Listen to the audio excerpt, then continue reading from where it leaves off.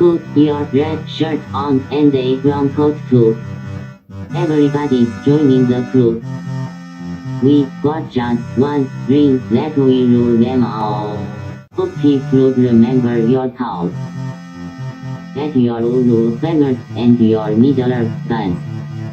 A sonic screwdriver or a sword +1. Use Valerian steel, it will get you to count. To the pit, tank. To the pit, tank. The Rocky Mountain pit tank.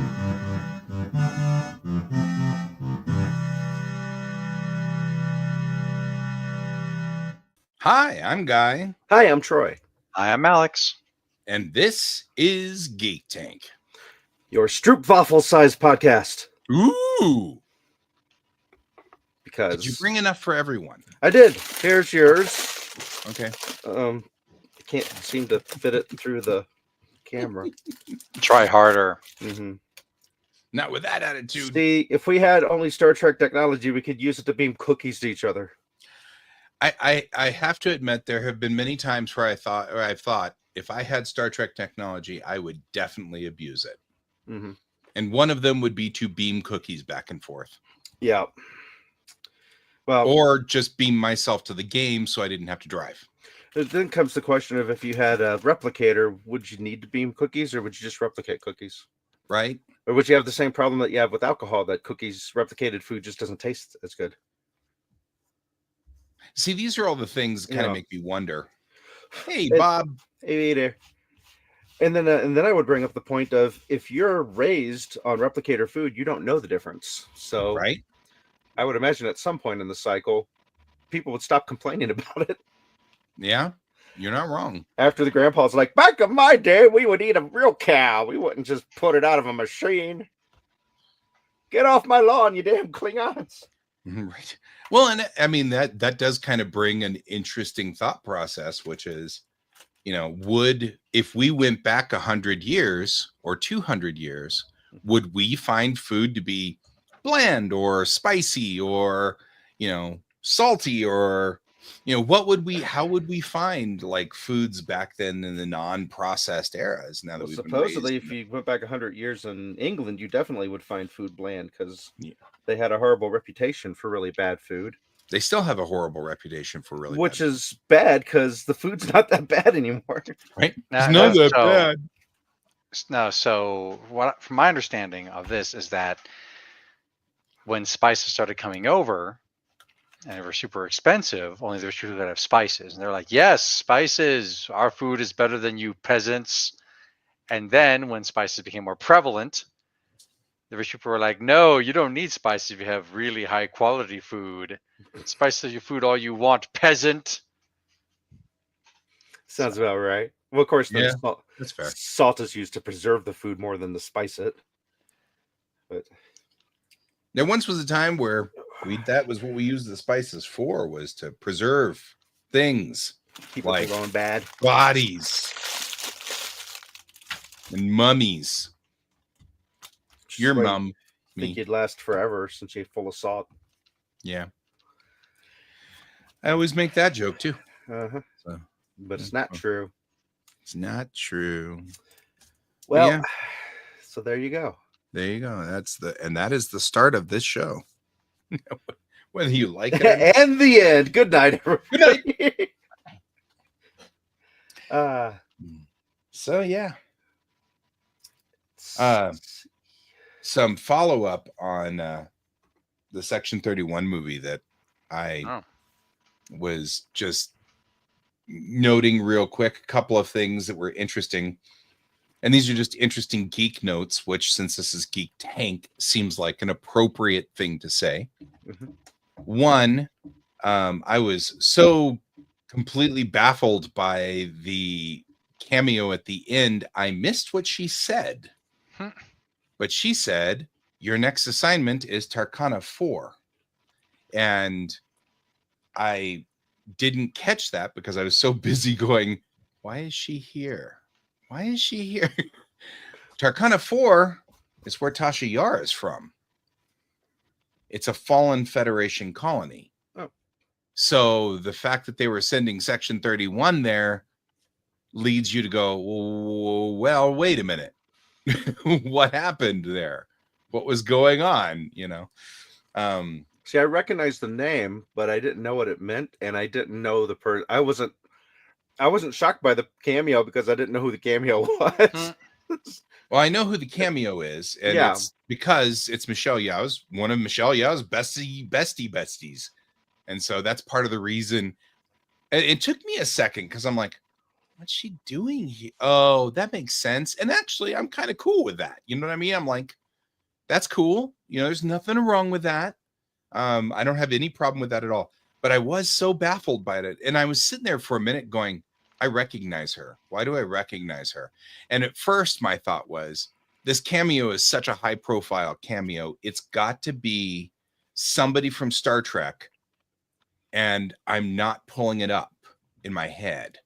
And so that was my first thought was, I'm not pulling it. And then okay, wait. She's not from Star Trek, but I get where but by then I'd missed what she had said. Oh, I thought when you said high profile, you meant in the lore, not right. That's exactly, well, that's what I meant was when I first saw her, I was like, this has got to be somebody that was in an episode of Star Trek that's very important, and I'm missing it somehow. But she wasn't. No. Okay, that's why I didn't get it, because I knew who the person was as an actor. Right. But I thought, and the only reason she's there is because she's Michelle Yeoh's buddy, which totally reasonable. Because anyway, but yeah, I rewatched Section 31 just to make sure I didn't miss anything, which I did, obviously. And when I rewatched Section 31 at the end, I was like, oh, Tarkana 4. I know where they're heading on now. And then I was like, oh, that's actually kind of an interesting nod.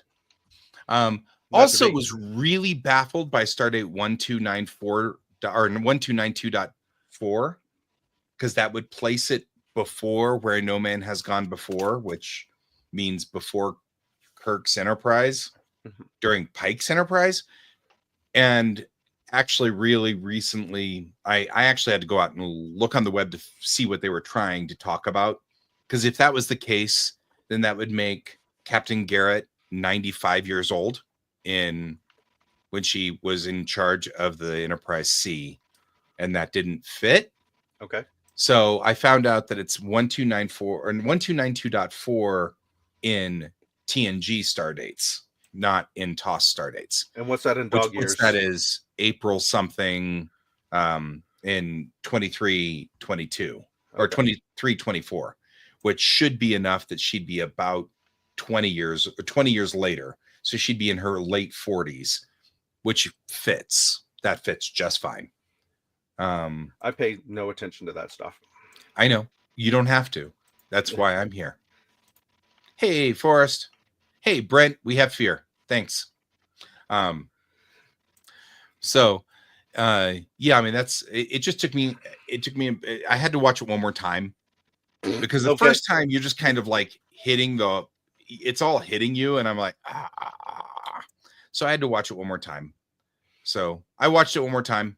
It really didn't get much better. All of the complaints I had the first time around kind of were there the second time, but at least I did pick up on a lot of the little inside things. It was cool that they had a Charon in there. That was cool. That's definition a reference of insanity there, trying to do the same thing with expecting different results. Yeah. But the Charon's the one that has the half white, half black face. That's from Let This Be Your Last Battlefield in the original series. Yeah, not to be confused with the churros, which are entirely cinnamon. Churros are just a cinnamon thing. Yeah. So that was cool. Still mad about them killing off the Delton first. That really just spoilers. I'm like, yeah, spoilers, but I mean, like, that's like the first 10 minutes. And I'm like, really? I really want to see a Delton get, actually be able to do stuff. I'm still mad about that. I'm going to be mad about that for a while. Anyway, wasn't a bad movie, just wasn't a good one. I agree. And I really feel like they underused Michelle Yeoh. I really feel bad that they underused Michelle Yeoh. That I 100% agree with. Yeah. So, okay, there you go. That's my follow-up on Section 31 after a second watching. As your local resident Trekkie, I fall on the sword so you don't have to. Because he likes falling on the sword, if you know what I mean. Yeah, well, in this instance, it's kind of true because I'd rather have bad Trek than other stuff, like bad anything else. I'll still watch bad Trek still better than a lot of things. Or mediocre Trek. I know we mentioned this on one of our shows in the past, like 4 or 5 shows. We mentioned the Old Guard. The season 2 of the Old Guard's coming out, I heard, soon-ish. That's the immortal hit team, the Old Guard, on a Netflix special. See if I can get a... Agreed, Forrest. Agreed. Forrest, like, Eddie Trek is better than most things. I'm like, you're not wrong. You're not wrong there. There's a release date. Old Guard? Yeah. You might like it. There's no jump scares. I like things with no jump scares. It's got Kevin got me onto, what is it? Creature. Oh, it's the one that's Suicide Squad, but it's animated, but it's the other Suicide Squad. I know what you're talking about. Which we've gotten ridiculously hooked on. It's actually really freaking good. So July 2nd. July 2nd is the release date for the Old Guard 2. Cool. I'll watch the Old Guard 1. If you don't have any jump scares, I'm into it. Yeah. We also apparently have a new Karate Kid movie with Jackie Chan and Ralph Macchio. Which actually kind of... Yeah, they're crossing over the Jackie Chan Karate Kid and the Ralph Macchio Karate Kid. Which I could be in with that. I figured that's also a Troy and Guy have to watch it together thing. Yeah, I was a bit disappointed in the Jackie Chan one. West Wing is so good. I think part of it is just the expecting it to be better messed it up for me. Yeah, I've been impressed though with Cobra Kai. Like that. Yeah, it was better than I expected it to be. I guess it's going to depend on what writers they get for. Yeah, I mean, obviously, but like that was. I didn't expect them to do really well on that one, and they did. They exceeded my expectations. I mean, I'm not going to say it was awesome or anything like that, but I definitely was watchable and entertaining. Yeah, Forrest, I was watching West Wing on the regular, and then I got disrupted, but I'll get back to it. But yeah, I like West Wing a lot. West Wing is a good series. Oh, I know why I got disrupted. I lost that service wherever it was. So I'm gonna have to go hunt it down on another service. I've never watched it. It's good. I can tell you right now that one of the members of our group would find it offensive. So I'm sure. I did see where there's a shot from the West Wing that one of the comedy talk shows I watched showed that it's exactly framed the way that the First Lady's picture was taken. That they pretty much said, I want that for my picture. They just redid the whole thing. And so they did them side by side to show that, which I don't know if that's a good thing or a bad thing. I just know that they pointed out that that's where that came from. And they were talking about, of course, there's no accidents in photos like that. Yeah. Because they have so much time to do it. Well, and it's important. Mm-hmm. It all becomes part of history. So, it's critical.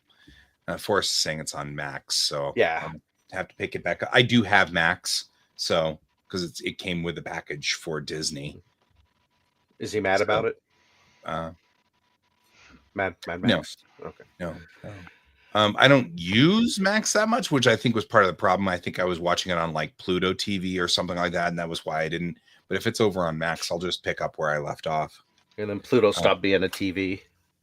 Yeah, or wherever. I don't remember where it was, but I was watching. I'm kidding. I was like, Pluto's not a planet anymore. Pluto's not TV anymore. Yeah, it's not TV anymore. So since you brought up West Wing, I don't know how much longer we can keep doing this show without it getting political every episode. No, but Bob's talking to Alex. Oh, sorry.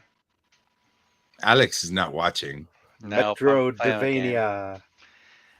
Oh, yeah. Metroidvania. Yeah. Cool. Cool. It's so funny, Bob, because 9 souls to me means something completely different. Means you survived 9 days on Mars. Good job, you. I'm like, mirror. Cool. Yeah, I'm just doing the God of War Season 2. I mean second game, and still doing. I just sort of, just doing runs on the roguelite Vampire Survivors. You got a belt test coming up this Saturday, so I got to do some studying for that. Practice. Practice. There is no other way. No. Yeah. Yeah, I never watched West Wing. You don't have to. Yeah. Yes, I know. I'm just filling the space. That's all. Yeah.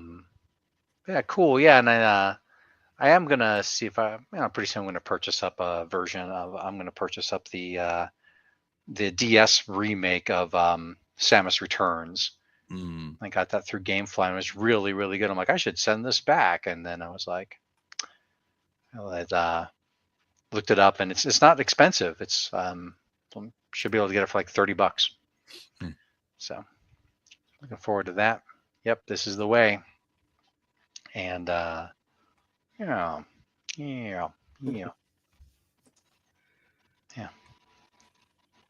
Played some Magic.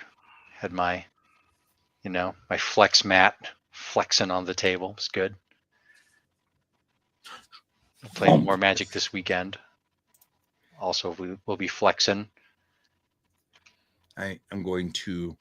My intention is to join this weekend, but I'm putting quantification on that because for some reason I have been really tired coming home from work sometimes, and I don't know what the story is.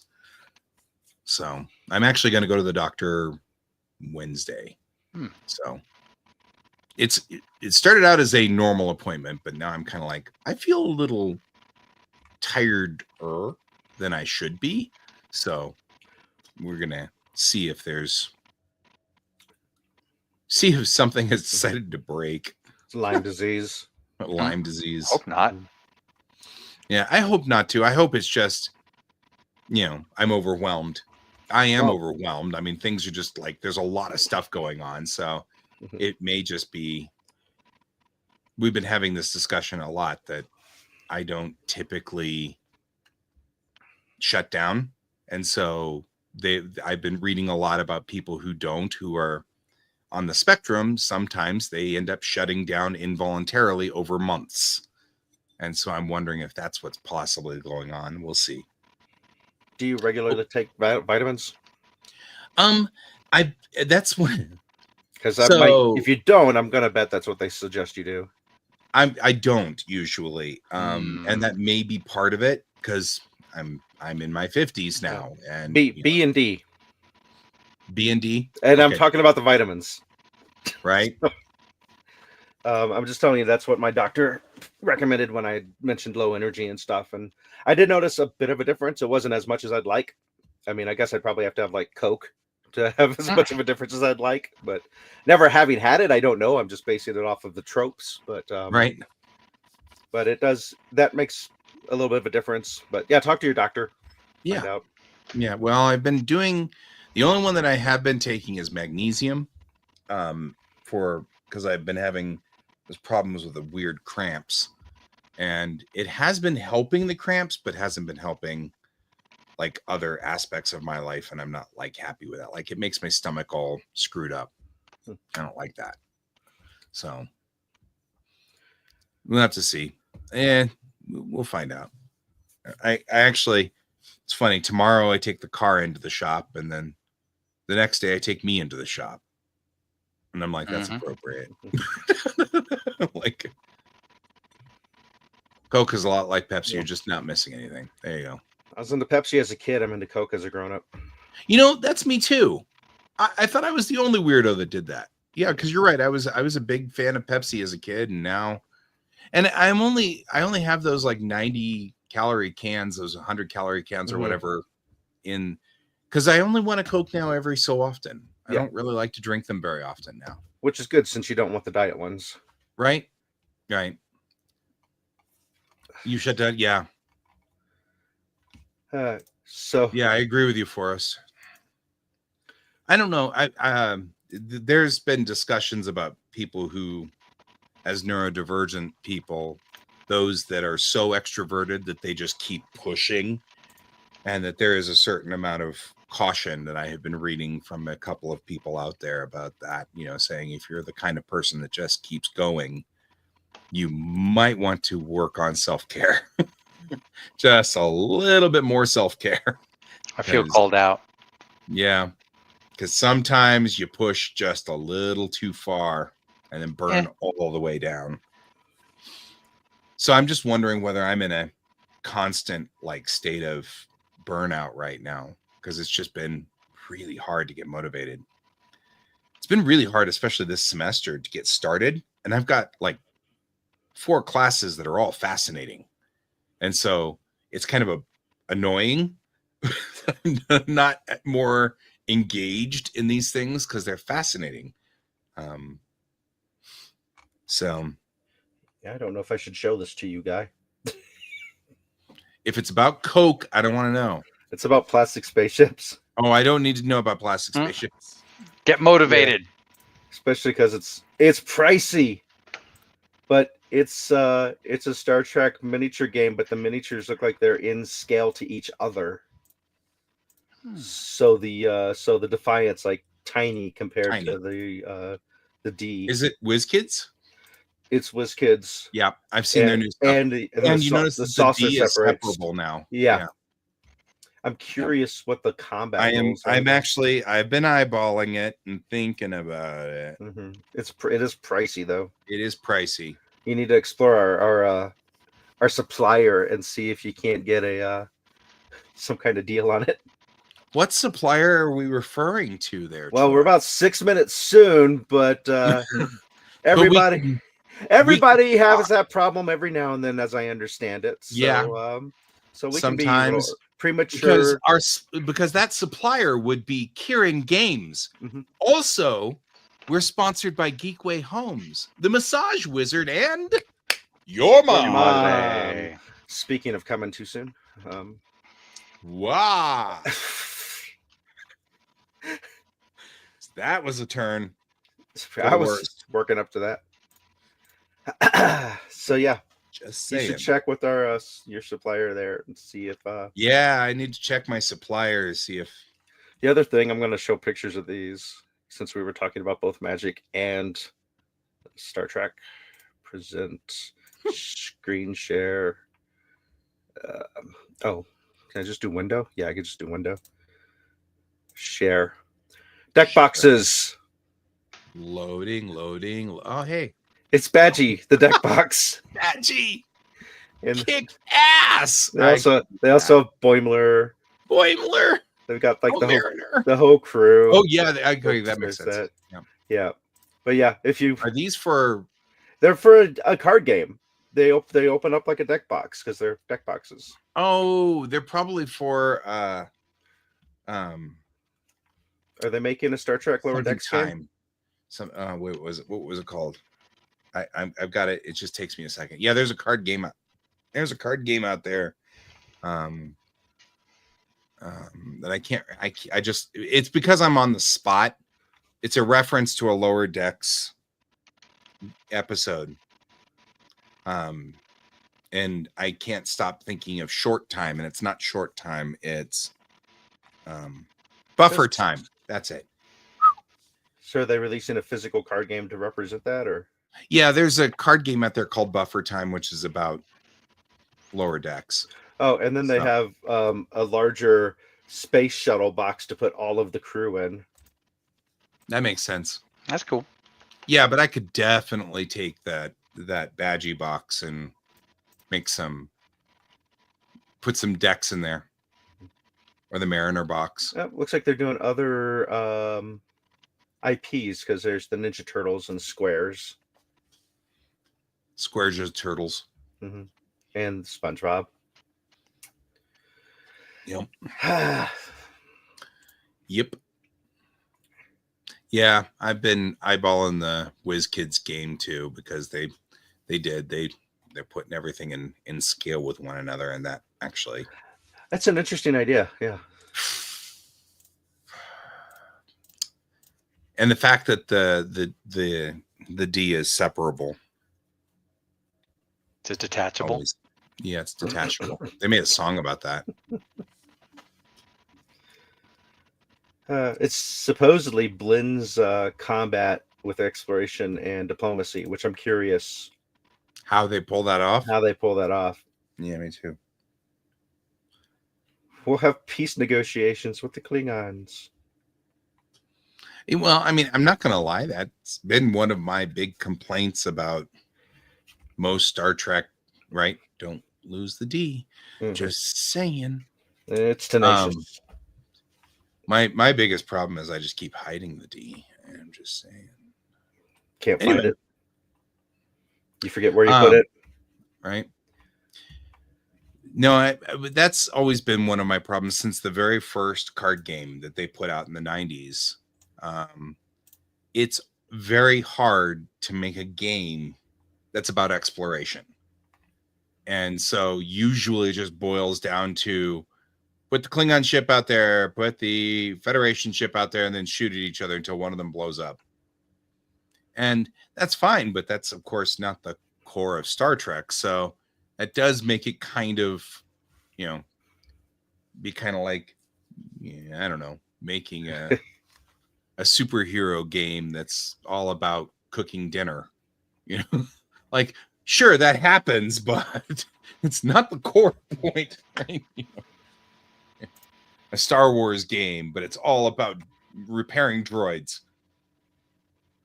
I suddenly said that and then said, damn, that'd be a fun game, actually. Like, I play that game. Droid repair. So back in the old days, they made a playset. Kenner made a playset that was the Droid Factory. And I had it.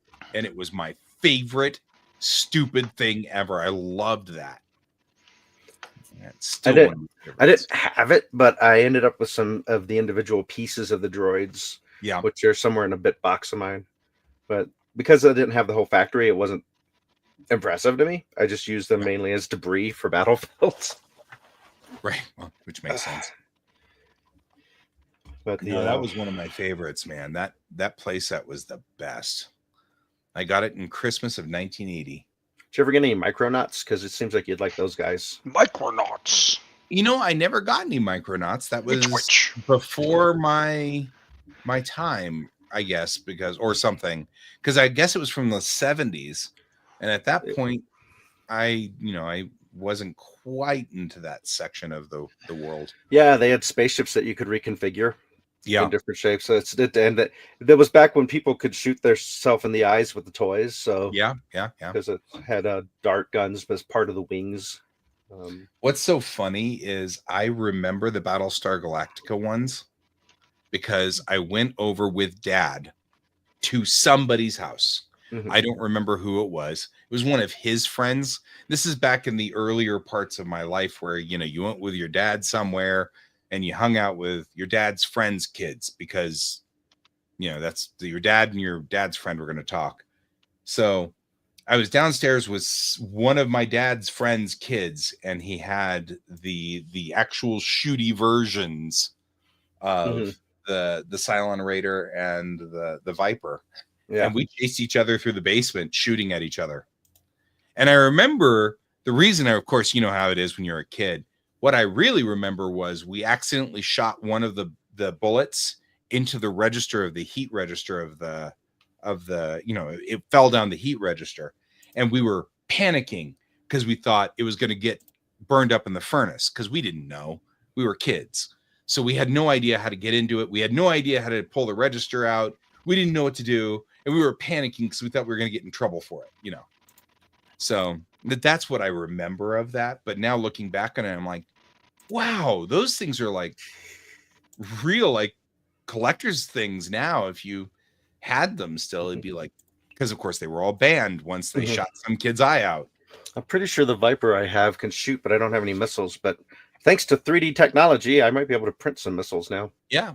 But I remember that those original ones could shoot and the later ones couldn't. And now looking back on it, I'm like, oh man, can you believe that we had that? I was playing with those and we were shooting at each other. We didn't shoot each other's eyes out either, amazingly. Yeah, it's funny how keeping people alive became a higher priority. Right. Because my toy guns, I absolutely would have totally gotten shot if I was out playing After Dark with them because they looked just like a real gun. I remember I don't remember if it was our group or if it predated our group, but I seem to remember in the mid to late 90s, we got like guns that were relatively realistic looking, and we were out in like a field somewhere trying to shoot each other, like BB guns or something. So I mean, I'm kind of like, I remember, and I swear I remember Alex being there, and you were there, and you were there, and you were there. I don't know whether Troy was there. I definitely was not. But I remember, because the reason I remember is because my mom, your mom, said, okay, but you guys need to not get shot while you're out there. Because we were all dressed in all black and we're carrying guns around and we're hauling around out in the fields. And this is long before, all the trouble started with that. And of course, they weren't real guns, but because we aren't a real gun sort of crew. But I do remember they fired pellets or something. Maybe it was airsoft.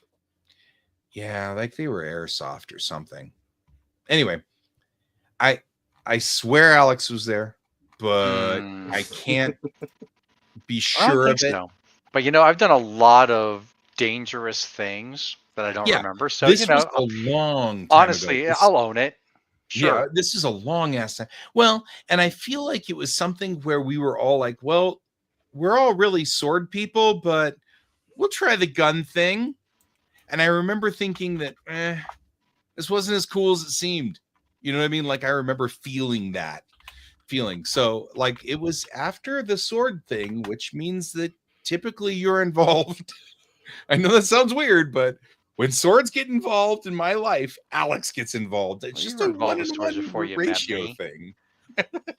You were involved with swords before you met me. You know that. I was, but now in my life, there are more years of sword and Alex than there are with just sword. Fair. So, yeah, probably. This was the mid 90s, I would say.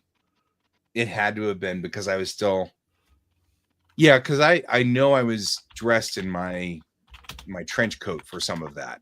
So it had to have been before Columbine because I retired my trench coat after Columbine. So. Yeah, I can't find the brand of the gun I was looking for. Yeah, I'm not a gun person now. But I remember buying this at Toys R Us. I'm trying to find a picture of it to show you. Just right, and the whole Micronauts thing. Micronauts are fun. This reminds me of Micronauts.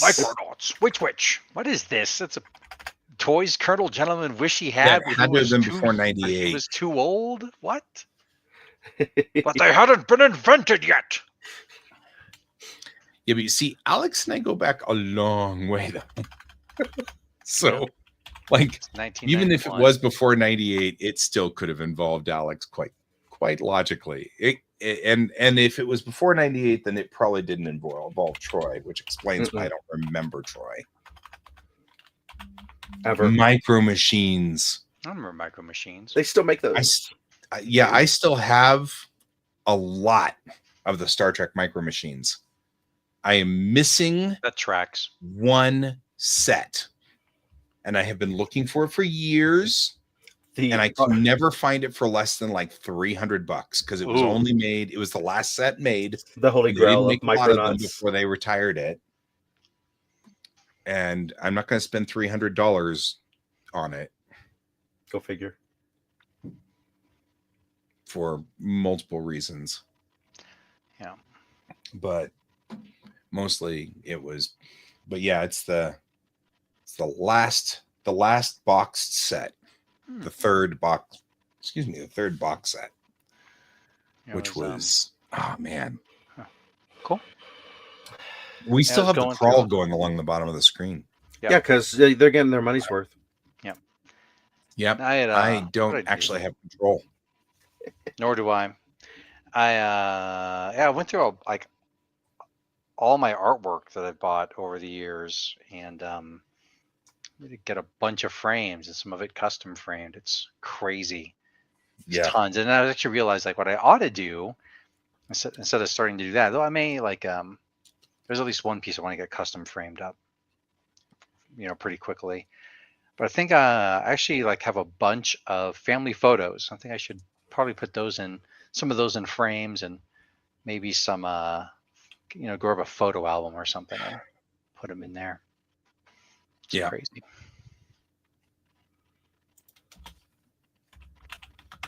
Yep.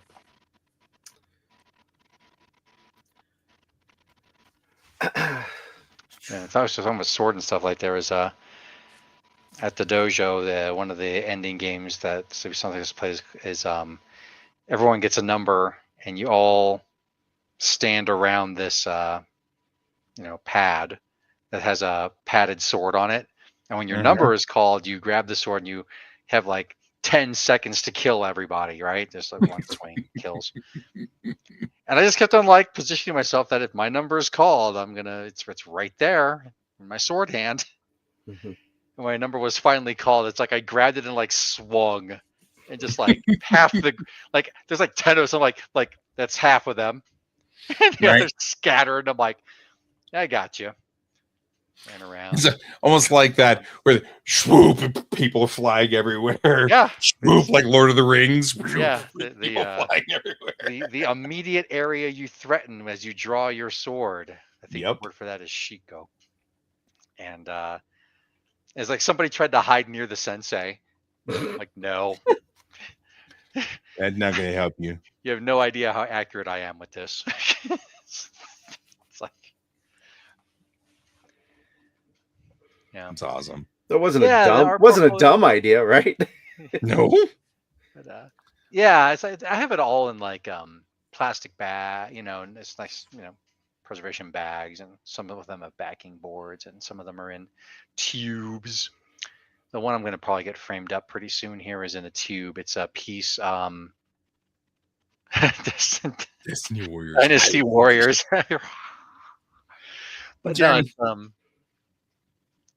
oh yeah, that was great. That was a great time when we in your El Camino. No, it was a ranchero. A ranchero, right? Son of a bitch. Right? I remember that. Yeah. And so, a white guy and a brown guy in a car going down Colfax, going slow because, of course, it's Colfax. And, that was great. That was, we totally got questioned by cops with guns drawn on us. Yeah. Yeah. I should tell that story to my kiddo. Yeah. Hey, guess what happened when I got pulled over by the cops? They didn't draw their guns on me. Yay. Gee, I wonder why. What could possibly be different? I don't know. Yeah. There's no possible way that there's any difference here. But yeah, no. So there was that. Yeah, and like good times. Micro Machines limited edition collector set $399.86. That is unreasonable. Not getting better. It is not getting better. No. To rub salt on that wound. When I know. Before I moved out here, I had actually bought that set. I know. And threw it on the ground. I threw it on the ground. No one's gonna want this. I'm an adult. I realized I mismanaged my finances for that month, and I'm like, got to take it back and get a refund so I can pay my money I'm supposed to pay, and I never bothered going back and buying it again. So yeah, it is never going to go down, Guy. I'm sorry. Oh no, it's not. I've given up. 3D. I've given up. Yeah. At this point in time, the thing about that particular set is it just had a whole bunch of ships that I've never been able to get because it was a whole bunch of Deep Space Nine ships and random stuff. So, and now, I mean, I'll just print them out on a 3D printer. Well, how about this? Can you find it online and post it so we are like pull it up so we can at least look at it, gaze upon its majesty? Yeah, I will present. Good night, Bob. Hope you feel better, buddy. Yeah, no doubt, man. There we go. There, I'm curious. I want to see this. Do I have to add it, or can you add it? I think you're gonna have to add it. Oh, did you put it in private chat for Troy to add it? No, it's just sitting there in Sage. You're gonna have to click on it and zoom in now. Click on it. I already clicked on it like twice. Why did it not? Oh, here, let me present it. I guess I have to. I didn't see that. I guess I have to present the actual. Present them. Hang on. Why aren't you? Oh, I see. I need to present that one. There we go. Now you can add it. Okay. So yeah, that's the. But the thing is, it came with the Enterprise E up there in the corner. But like the real ones that I was really, because I've got a couple of these guys, but there's like a Bajoran fighter. I do have a Voyager, so that's not a problem. Yeah, you see, out of all of those, the Miranda and the Voyager were the two that I was interested in, but the rest. So that Miranda is, yeah, I know, me too, Jeremy. I've got like 100 Excelsiors. But that Miranda is the Saratoga, so it doesn't have the roll bar, which that's not a big deal, except the registry was different. And this is back in the day when you couldn't print out your own little teeny registries and stick them on there. Yep. Right. Had to kit bash. So Jeremy, I think the reason you and I both have like 47 Excelsiors is because I think they came in like a number of different sets. Yeah, there were like 3 or 4 packs, and they doubled up on some. In order for us to get like all of the different ones, we had to keep getting more and more Excelsiors. Oh, that's obnoxious. But then it also has up there right next to that Miranda up there, that's a space dock shuttle. And I really want one of those. And then over there is a Voyager Type 9 shuttlecraft. I really like those too. But see, the little weird ships there that are in the middle there, those are all just like random ships that showed up at Deep Space Nine all the time. And I'm like, I really want those guys. They did do some Babylon 5 micro machines too. I have those as well. I have the full set of Babylon 5. It was the bonus ship. You're not wrong.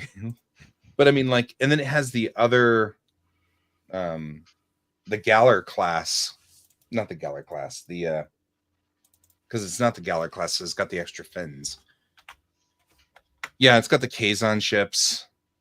It's got a couple of Kazon ships in there and stuff. So yeah, it was a good set. It's just that, I'm not paying $399.90 or 86 for it, or $30 for a year and a half.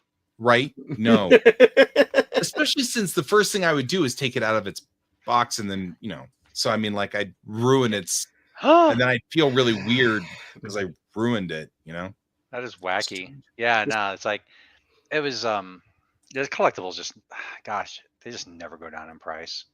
I was playing some Magic with one of my VGR crew, and he was like, I've got a list of land I want. I'm like, I've got like these all came out like when I was out of Magic, so I don't have multiple copies of these. I'm sorry. And he's like, I can't believe how much this stuff costs. I'm like, yeah, it's crazy, man. It's like $60 for this one land. It's like I bought it for like $5. I'm like, yeah. And that's true of all collectibles. Yeah. But just new in box. Mint in box. Oh my God. You keep just reminding me of Venture Brothers episodes. This is what I'm talking about. No, how are you doing? That's mint in box. Yeah, and I mean, that's kind of one of those top 10 things. Like, Yeah, I mean, like I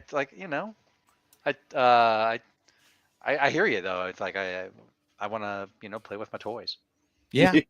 Well, and that was definitely yeah. But that's one of those. There was a moment. There was a moment in time. There you go. There was totally a moment in time where I was like, I should have gotten that. Oh yeah. See? That's Alice. Yeah. Alice. You could be sitting on a gold mine there, Forrest, depending on what you have. I'm always shocked. I'm always shocked by what cards I have and how much they go for. Because back when we got the cards, we're like, yeah, it's a quarter card. What do you mean it's $50 now? Oh, it's crazy. It's crazy. It's super rare for cards to go down in value too. Sometimes they do. Usually they don't, even when they do reprints, because people want the OG. Mm-hmm. Like, it's dumb. Like, I was actually thinking about going to like Denver Beer Company over in Old Town Arvada on Sunday evenings. They have a let's get together and play Magic night, right? And I'm like, I want to go my first couple times with a friend or two because I pack a fucking gold mine when I go out and play Magic. Like, it's fucking stupid. It's like, ridiculous. It's like wearing a vest with $100 bills strapped to it. Yeah, and like, I mean, I can handle myself, but if it's like several people, I'd rather just not have to go to jail. You'd rather have the fight avoided because it looks like it's a bad choice for the people who would attack. Exactly. But like, let's take for instance this deck. Just as a side note. Just as a side note. It has my one remaining dual land in the sideboard. I think this one's only worth $300. What do you mean by remaining? You don't have any more, or that I don't have any more. I traded them all away when I was younger. Oh, okay. I thought for some reason I thought you had at least a set of something. Nope. Okay. But I mean, like, I've got that, and then like, but you start looking at like, and that's just sitting in your sideboard. 4 of these. Oh, Oubliette. Yay. And like, Oubliette, I think, is a $50 card. I think it is. Sinkhole is like a beta sinkhole. Jesus Christ. It's a beta sinkhole, no less. Oh, I got it's all beta stuff in here, and like when you look in, it's nothing but beta land, beta basics. Those are like $30 a piece. It's Lotus Petal, that's worth at least $10, maybe more. Yeah, it's just ridiculous. Just that one deck alone's like $1,000. Yeah. Oh yeah. I mean, easy, because I have a beta Soul Ring in here. That's like a $500 card. Oof. I have an unlimited demonic tutor in here. It's like, yeah, it's just crazy. Man, we just saw a lot of money just flash on the screen here on Geek Tank Live. Yeah, and it's like, and then when you start looking at like my other decks and stuff too, it's like they're not all necessarily as tricked out as this one, but they're still pretty tricked out. Oh no, Jeremy traded away a beta Black Lotus. Yep. Yeah, we all have stories like that. We all know stories like that. Pain. Oh, Gaia's Cradle, yeah, huge. Oh man. Yeah, I let one slip by my hands just because I'm a nice person and didn't want to screw over a friend. Yeah. But way back, and honestly, I probably would have sold it once that sucker hit like $500, because at that time it was ridiculous to me that it was $100. Yeah. But I mean, like, I remember back in at the back of Scryfall, they had a Black Lotus cost like $60. But like, I've got some questions I ask whenever I play this deck, which is in this box goes for like $200 now, because it's like a limited edition Professor Tolarian Community College box. But like, I have questions. It's like, are we playing with a wish board? Because if we are, then I'll play this card in my deck and I can pull in stuff from outside the game. We're playing with proxies because I have a collector's edition gold back border Mock Sapphire. Wow. This is a $500 card. It's not tournament legal, but people use them as proxies. Still $500. Yeah, people use them as proxies. Yeah, the vintage players, because like here's my actual real deal stuff. I'm not going to even like let out of sight of my bodyguards. Right. And here's my shuffle these. But like it's like we were looking at you were talking about the vampire stuff, right? And like the Exquisite Blood and Sanguine Bond. Exquisite Blood's a $60 card now. And I mean, like I bought that for like $5. Yeah. Sunken Ruins, $60 land. I bought that for like $2. That was probably like $5-6. Mm-hmm. Yeah, there's all sorts of great stuff you can have. Yeah, and sorry, Jeremy. Mm-hmm. But yeah, no, it's like I have a friend who I had a friend, he passed away. I had a high school buddy who he had tons, and not tons, but he had like Power 9 and everything, and he passed away. And his widow wound up basically getting a good price for all that stuff. And so when I saw her a year later, I mean, she was sad, of course, but she's like, oh yeah, I bought a house for me and the kids and yada, yada, yada. Like for real. She's like, mm-hmm. It's like, I'm like, good on you. Yeah. That's the way to make it work. So that's the way to make it work. Yeah. The most expensive card I ever had was the Tabernacle of Pendrell Vale. It's like a $1,700 card when I sold it. And I actually wound up, it was basically, I would have gotten it rated, but it was miscut. So instead of the, instead of like, I will demonstrate with a playing card. Instead of being like, dead center in the thing, right? This is not working. I'm sorry. Terrible. That's right. Instead of dead center, it was like cut like that. So it was a lot more, border on the top or bottom. I don't remember which. And those things were never a big deal until like the year after I sold it. Then it became like, oh, people want the miscut stuff even more because it's even rarer of the rare. And I'm like, if I had known that was going to happen, I would have waited. I would have spent some money. I would have spent, I don't know, a few $100s, gotten the card rated 9 point whatever, because it had never been played. Sat in a box for decades and then gotten it rated, sealed up, and been like, this used to be a $1,600 card. Now it's a $16,000 card. Right. Pay up, chump. So. Yeah, I told the guy that had me look at his Magic cards. I'm like, you really well, first thing I said, get some freaking sleeves. But I'm like, these dual lands you have are, in my opinion, easily a 9, probably 9 higher than that, because he barely played the game, and so it didn't see a lot of use. Yeah, and I'm like, yeah, you get them. You might want to consider sending these off and getting them graded in that, but definitely put them all in sleeves. He thought he had alpha cards, but I didn't, and beta cards, but I didn't see any black border cards in there at all, and he kept saying, no, I think he just didn't know what he was talking about, because he'd say like these. I'm like, you do have expensive cards in here. It's just you don't have the gold mine I thought you had when you told me, because I thought he had gotten the cards that they gave out back in Desert Storm, which was the very first run. Oh yeah. But I remember us talking about him. Yeah. Yeah. But the original unglued. Oh yeah. Oh yeah. No, totally. Yeah. I sent one of our viewers, Joan, this squirrel token from the unglued set because she's big into squirrels. Yeah. It's interesting.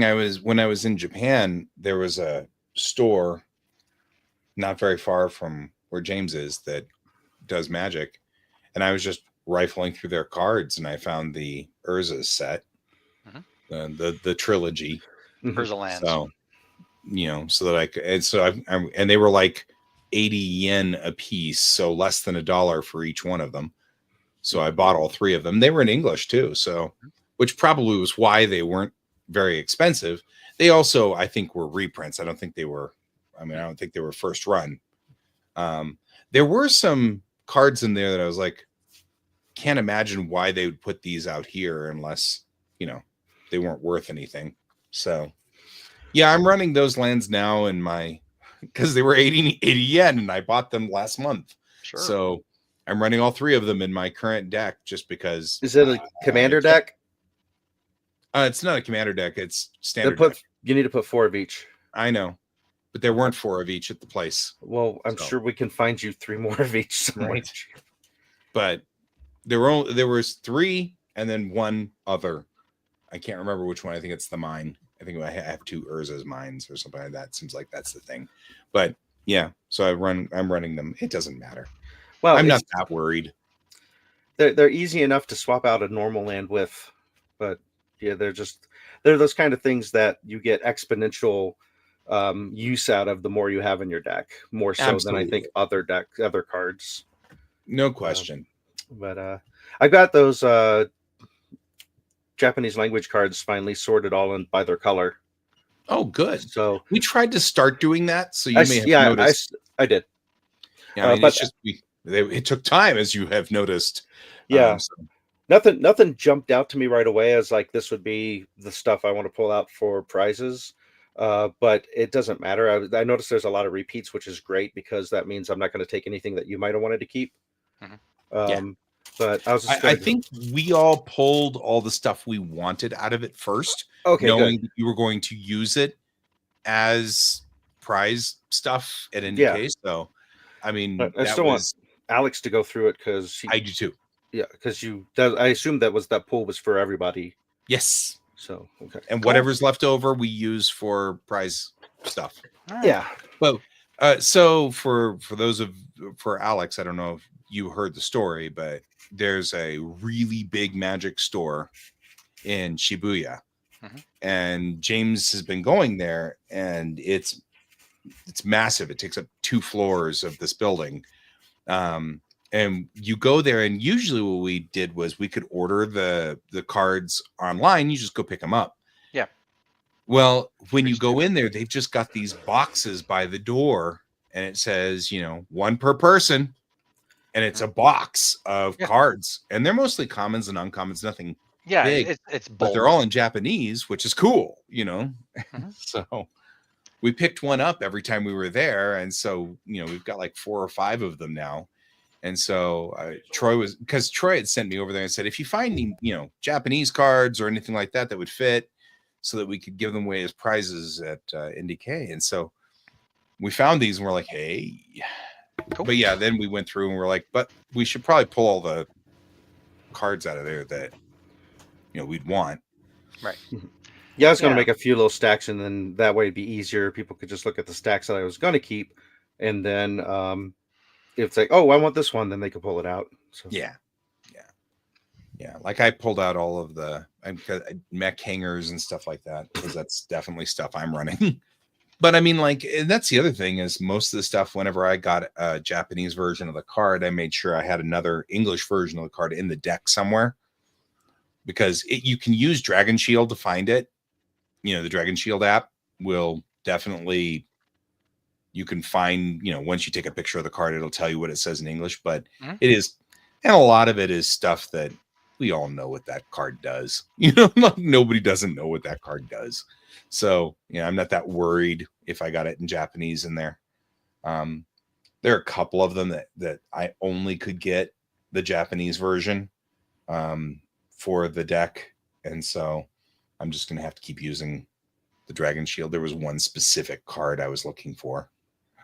So I got that one, but I had to get it in Japanese because the American version or the English version was something like $15 and the Japanese version was 20 cents.